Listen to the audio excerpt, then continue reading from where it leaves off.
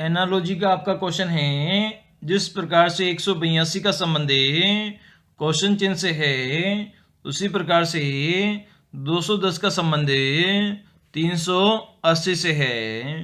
तो यहाँ पर जो क्वेश्चन चिन्ह लगा हुआ है, इसका मान आपको फाइंड आउट करना है। इसके लिए 4 ऑप्शन गिवन है, ए बी सी डी। तो इसे हमें सोल्व करने की कोशिश करते हैं। तो सबसे पहले हमें संख्याओं को गौर से देखते हैं। 182, उसके आगे क्वेश्चन चिन्ह है, उसके आगे 210 है, और सबसे लास्ट में हमारा 380 है। तो सबसे पहले हमें 210 को क्या लिख सकते हैं? तो 210 को हमें 15 का स्क्वायर लिख सकते हैं। तो 15 का स्क्वायर कितना होता है? ये आपका 225 होता है। तो हमें कितना लाना है? हमें 210 लाना है। तो 15 के स्क्वायर में से 15 को अगर घटा दिया जाए, मतलब 225 में से 15 घटा दिया जाए, तो आपकी संख्या 210 आ जाएगी। सिमिलर कंडीशन हम देखते हैं। 380 को क्या लिख सकते हैं? तो 380 को हमें 20 का स्क्वायर लिख सकते हैं, जो कि हमारा 400 होता है। तो 400 में से हमें कितना घटाएंगे? यहाँ पर 20 अगर हम घटा देते हैं, मतलब 20 का स्क्वायर करके उसमें से 20 घटाते हैं, तो आपके पास में 380 आपको प्राप्त हो जाएगा। सिमिलर हम देखते हैं 15 से 20 में कितने का अंतर है? यहाँ पर 5 का अंतर है। सिमिलर पहले वाले में हम देखते हैं 182 को हम क्या लिख सकते हैं? तो इसे हमें 14 का स्क्वायर लिख सकते हैं। तो 14 का स्क्वायर कितना होता है? 196 होता है। तो हमें लाना कितना है? 182 लाना है। मतलब इसमें से भी हम 14 घटा देंगे, तो आपकी संख्या कौन सी आ जाएगी? 182 आ जाएगी। मतलब 14 का स्क्वायर किया और इसमें से 14 ही घटा दिया। और यहाँ पर दोनों संख्याओं का अंतर कितना था? 5 था। तो सिमिलर यहाँ पर भी संख्याओं का अंतर 5 होगा। तो 14 में अगर आप 5 जोड़ोगे तो आपकी संख्या 19 आ जाएगी। 19 का हमें स्क्वायर करना है और 19 ही घटाना है। तो 19 का स्क्वायर हमारा कितना होता है?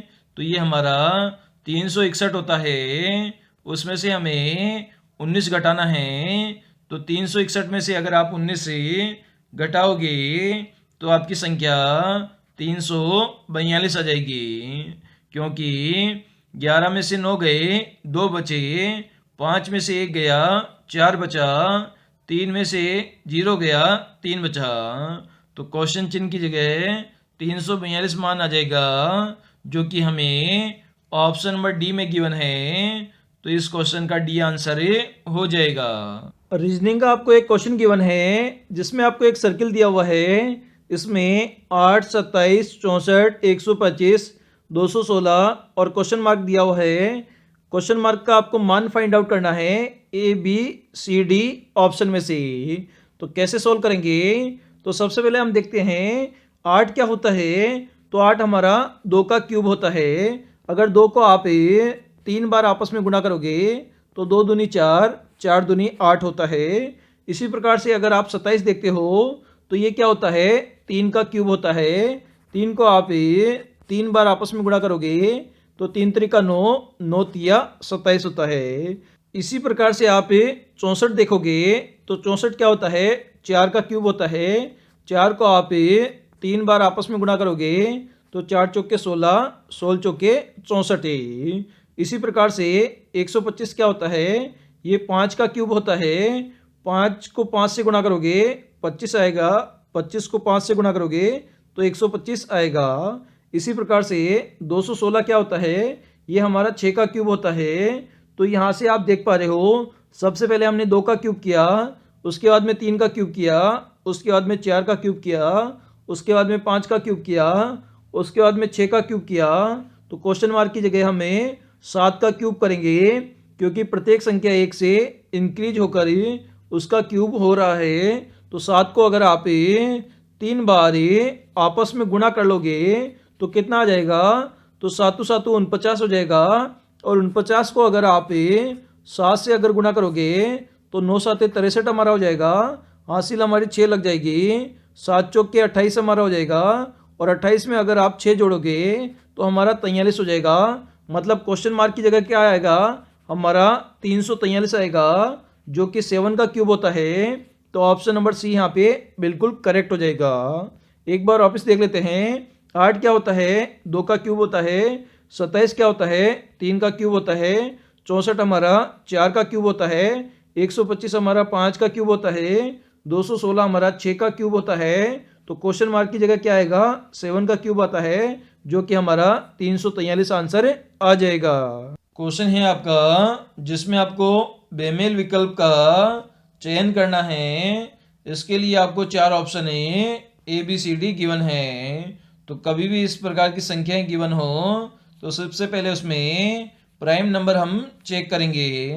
तो ऑप्शन ए हमारा प्राइम नंबर है, बी 17 भी प्राइम नंबर है, सी 29 भी हमारा प्राइम नंबर है, जबकि 87 हमारा प्राइम नंबर नहीं है, क्योंकि 87 में 3 का भाग जाता है और 20 संख्याओं का भाग जाएगा। 3 दूनी 6 और 3 नामे 27 और 29 का भी इसमें भाग जाता है।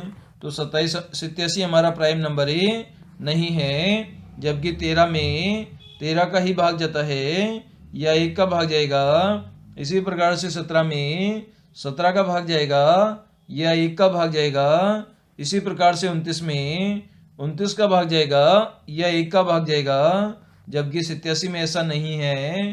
तो 87 हमारा आंसर हो जाएगा। नंबर सीरीज का क्वेश्चन है 25, 49, 81, 121, 169। उसके बाद में क्वेश्चन मार्क है। इसका मान आपको फाइंड आउट करना है A B C D option में से। तो सबसे पहले 25 बोले तो ये 5 का स्क्वायर होता है। 49 मतलब 7 का स्क्वायर होता है। 81 मतलब 9 का स्क्वायर होता है। 121 मतलब 11 का स्क्वायर होता है। 169 मतलब 13 का स्क्वायर होता है। तो आगे कौन सी संख्या का स्क्वायर करेंगे, तो इसके लिए हमें प्रीवियस संख्याओं का एनालिसिस करेंगे। तो 5 से हम 7 पर गए, 2 जोड़ा। 7 से 9 पर गए, 2 जोड़ा। 9 से 11 पर 2 जोड़ा। 11 से 13 पर 2 जोड़ा। तो आगे हमें 15 का स्क्वायर करेंगे। तो 15 का स्क्वायर कितना होता है, ये हमारा 225 होता है। 15 का स्क्वायर तो ऑप्शन नंबर ए आपका करेक्ट हो जाएगा। यानी कि क्वेश्चन मार्क की जगह है 225 आंसर आएगा। दिए गए डायग्राम में आपको बताना है कि कितने त्रिभुज है। तो इसे काउंट करने के अलग अलग तरीके होते हैं, जिसमें आज हम 2 तरीके देखेंगे। एक तरीका हमें 2 सेकंड वाला देखेंगे, जिसमें आप देखते ही बता दोगे कि इसमें कितने त्रिभुज है। तो इसमें सबसे पहले काउंट करेंगे 1 2 3 4। तो 4 हो गए, 4 का यहाँ पर डबल कर दो, मतलब कितने त्रिभुज है, यहाँ पर 8 त्रिभुज है। तो ऑप्शन नंबर डी आपका करेक्ट हो जाएगा। इसमें क्या लॉजिक लगाना है, कभी भी आपको स्क्वायर या रेक्टेंगल मिले और उसमें से क्रॉस लाइन अगर आपको मिले, तो उसमें आपको छोटे त्रिभुज काउंट करना है। जितने छोटे त्रिभुज होते हैं उनका आपको डबल कर देना है। तो यहाँ पर 4 छोटे त्रिभुज है, तो 4 का डबल कितना होता है, 8 होता है। तो इसमें 8 त्रिभुज है। आप इसे काउंट भी कर सकते हो, 1 2 3 4 ये छोटे त्रिभुज हो गए, ये 5वां बड़ा हो गया, ये 6ठा बड़ा हो गया, ये 7वां हो गया, ये हमारा 8वां हो गया। तो इस प्रकार से इसमें हमारे 8 त्रिभुज है।